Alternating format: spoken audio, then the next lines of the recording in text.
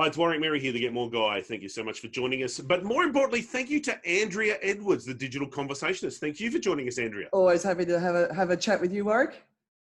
Now, Andrea, I'm a big fan of yours on social media. In particular, I love some of the concepts that you're talking about when it comes to digital conversations. Last week or about that time frame, you talked about random tagging, and I see this a lot in LinkedIn. So talk to me a bit about how people are using LinkedIn, like they'll tag random people and famous people. Why are people doing that, and is it worthwhile, and what do they get from it? I mean, it's like anything. You just got to think, right? What's the impact? Now, getting awareness for what you want to share, that's fine. But I've got some people, and they just constantly tag me in everything they post. And you know, there's people like the clients that I work with. I want them to tag me, especially if they're publishing their first blog. But these people are constantly tagging me, and so it really puts the onus on you as the person who's tagged to participate with the content. But it might not even be relevant to me. It's just an opportunity to support them. So then you kind of give them a nothing kind of response because it's not really that important to you, right? So, but the worst thing for me is the people who are doing it they're not interacting with the people that they're tagging. So it feels really selfish to me. It's all about them, right? And anything that when it's all about you on social media is to me is missing the mark. It's about the community. It's about collaborating together. It's about sharing and supporting each other. It's the giving economy, right? So I don't mind if you want to tag me, but at least do me the honor of also interacting with the content that I'm sharing. I'm not going to tag you, so you have to work to find my content, but I would rather do that because that feels more aligned to my personal integrity. So it's just learning, and Bill Gates. I just saw 1 week he was tagged in like 3 or 4 of the people that I know and about 10 other people in the community. And you're like, do you really think what you're sharing is good enough to get Bill Gates' attention? And did you watch Inside Bill Gates' Brain? Inside Bill's Brain?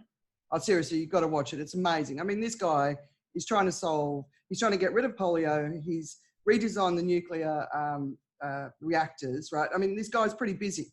And he's getting all of these people around the world copying him in on these not really worthy sort of posts on LinkedIn, right? And you're like, come on, it actually makes you look silly. And I know that he's just got an administrator that's just going through everything.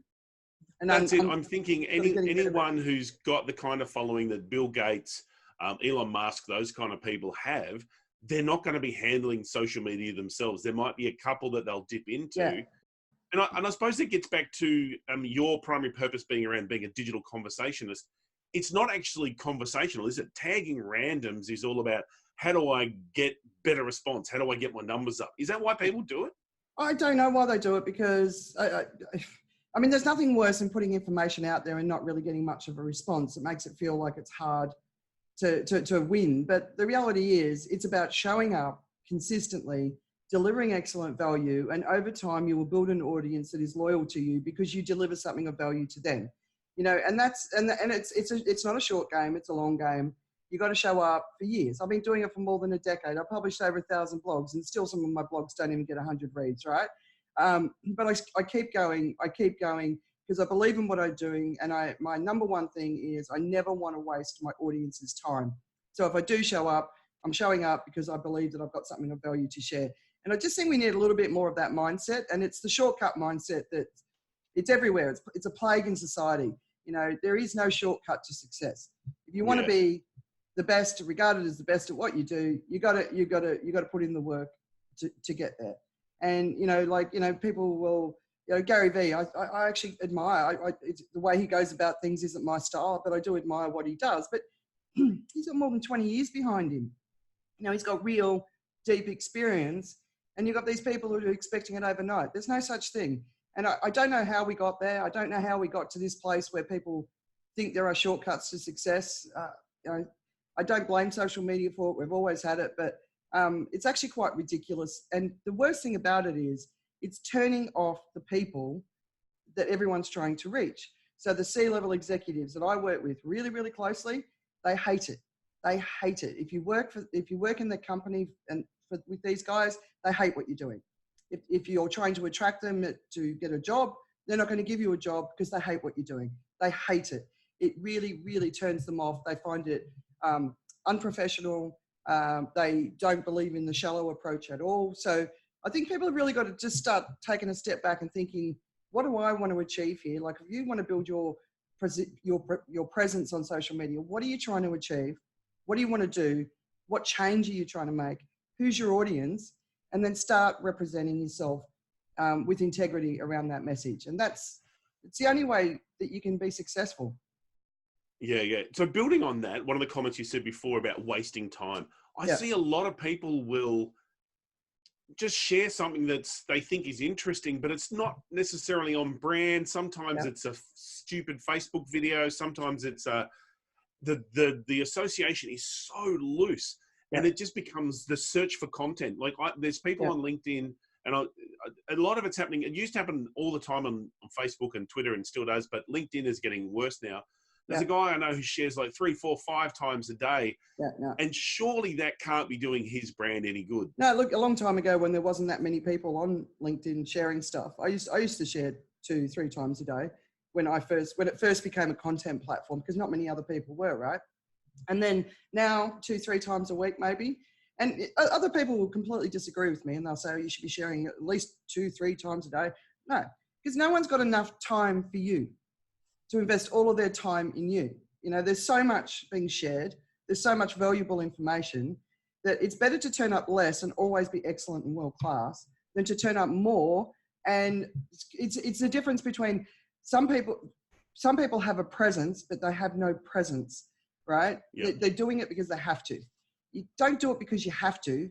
Do it because you want to create a change. And if you have that real intention, that real meaning behind what you do, that's when you'll start getting more attention. And I really believe, and I know for myself, do less, but be awesome. It's the only way, because there's too much noise. It's the age-old quality versus quantity discussion yet again. Absolutely. And just your face constantly popping up, it's like the boy who cried wolf. People are just going to switch off from you. So it's not worth it. So as the guru digital conversationalist, Andrea, what are the top 3 things that you reckon we need to do to communicate better digitally? Yeah. So the first thing is you've got to get focused on something that you want to be known for. And it literally can be anything. So with the businesses I work, you know, some people want to talk about inspiring the next generation of leaders. Some people want to talk about the products that their company sells, but from a customer point of view. Some people want to address the dirge of sexual slavery around the world, or child poverty, or, you know, everyone's got something different. But the important thing is it's really tied to something important to you, and it beats from your heart, because then you've got this beautiful thing called intention behind what you do. So intention it speaks through your words. It's your passion, right? But the other thing is it's the reason that you show up every day. I mean, why have I been doing this for more than 10 years? Because I really, really care about what I do.